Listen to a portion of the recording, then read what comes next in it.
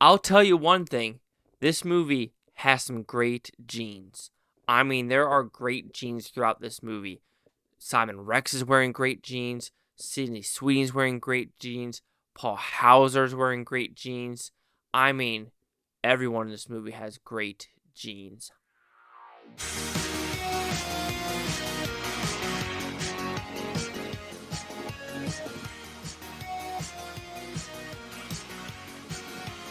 Chase Lee Hockey here with the Blue Futon reviewing Americana. What's about pretty simple premise. There's a ghost shirt, right? That's worth a lot of money. A lot of people want it. Who is going to get it through and throughout? And this is told in 5 different parts through a kid's eyes, through Sydney Sweeney and Paul Walter Hauser's eyes, through a hitman's eyes, through Simon Rex's eyes, and through the Native Americans' eyes of how they're going to get this, and also Halsey's eyes, how they're going to get this ghost shirt, what's it worth, and who's going to survive and die in this absolute, Quentin Tarantino light type of movie. And the reason I say that is because there's a lot of characters and there are a lot of fleshed out characters. So you've seen this movie before, right? With a bunch of stacked casts and what they're going to get to their goal. A lot of people are going to compare this to Quentin Tarantino. I've already said that once, and I can kind of see it, but it holds its own, right, for its type of humor and what the story is trying to say and where the movie does go. Because it goes to a weird house in Wyoming. It goes to the guy that thinks he's Sitting Bull. I know in my first out of reaction I said Red Bull, and I was laughing my ass off, and I didn't correct myself. Okay, guilty as charged, all right? I'm running on like zero sleep. Guilty. But yeah, the kid that thinks he's Sitting Bull, pretty funny. Halsey's the kid's son, which she isn't the best mother, and that's the whole point of this movie. Sydney Sweeney's a waitress that wants to be a singer, that wants to go to Nashville. Paul Walter Hauser just wants to find love after coming back from the war, and he's just kind of lonely and doesn't want to be lonely in this world. Of course, then you have Simon Rex, who's trying to buy the shirt. Then you have the Native Americans as well, because there's like a cast of them, like 2 or 3 of them, that just want the shirt for themselves, and they're trying to like stick it to the white man, if you put it that way. So I think everyone does a fantastic job with this movie and how it is played out with the different parts. I'm not the biggest fan sometimes when movies are like part 1, part 2, part 3, part 4, part 5, because at a point you're like, does that really need to happen? The only movie that really did extremely well that I can think of is Strange Darling, because it did it out of order, like part 4 to part 2 to part 5 to part 1 to 3 to 6. And you're just like, oh, that's ingenious how they're telling the story. It kind of does the same way where it's like we're telling the kid's story, then we're kind of going back to the hitman and how we're going back to them going to this house, and it leads to the very end. And yeah, I enjoyed it, and it did what it's supposed to on that end. The look of the movie, you could tell they're in real life environments of South Dakota and Wyoming. Maybe, maybe not. Maybe they're in New Mexico. Who knows? But you could tell this ain't a soundstage movie, and I really dig movies that really aren't just played on the soundstage. And you could tell it wasn't soundstage as well, because when some of the actors were talking, they were like, it was cold outside. Let's put it that way. Like I said, look good, writing pretty good. I think the overall movie is good.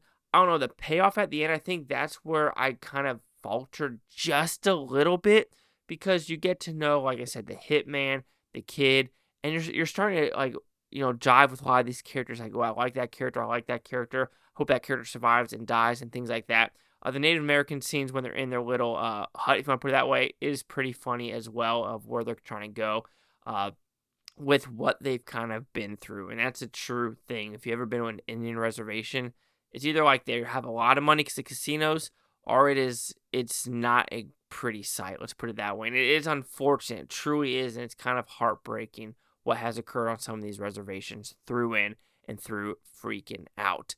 I think the ending, though, when we get to Halsey's like weird side character with her dad, which I understand like why she is how she is because how they were raised, but I don't know. I want to say it felt out of place, but it felt forced at the same time with what some of these characters are doing. They're like, okay, I understand the level of intent that you're trying to like kind of do that weird like, oh yeah, everyone's bad in this movie, so let's kill them all, which is a good point, because there's no real like solid characters in this movie that are like, yeah, they want a good outcome for each other, or not all of them, but at the same time they're doing bad shit to get that good outcome that they want. Ooh, funny bone hit on my knee. So there's that. But yeah, I said that Wyoming house, it just goes weird, and it's like the WTF moment, which I'm glad the daughters and mother are free. I'll put it that way, because that is just freaking weird. And then you do wonder how real some of these houses are. That's all I'll say for that level. The ending, some people might like it or not. I think it's a fine ending, and it does close the loop with most of these characters of you're not going to get always what you want, and maybe what you originally thought you needed or wanted isn't what you need or wanted, and what you already need and wanted was already right in front of you the whole freaking time. So Americana, I thought it was a well-crafted film. It did its job. It was fun. It was a little bit different at the same time with some of the dark humor. It did play its role extremely well. Yes, I think when it started to go to the ending of the movie, the third act, a little bit wibble wobbly. Is that even a word? I don't know. But that's how I felt when I left the theater. But the more I thought about the movie, like driving home and thinking about it, you're like, yeah, I enjoy what this movie was trying to say. So Americana will receive a 4 out of 5 with Futons, which equals at 80%. We'll see what the critics and user scores gave this one. We have critics at 84% with 19 of them. Audience score, nothing yet. Fewer than 50. No critic consensus. So there we go. We have 84 and the 80. Chase Hocker, the Blue Futon. Like, comment, subscribe.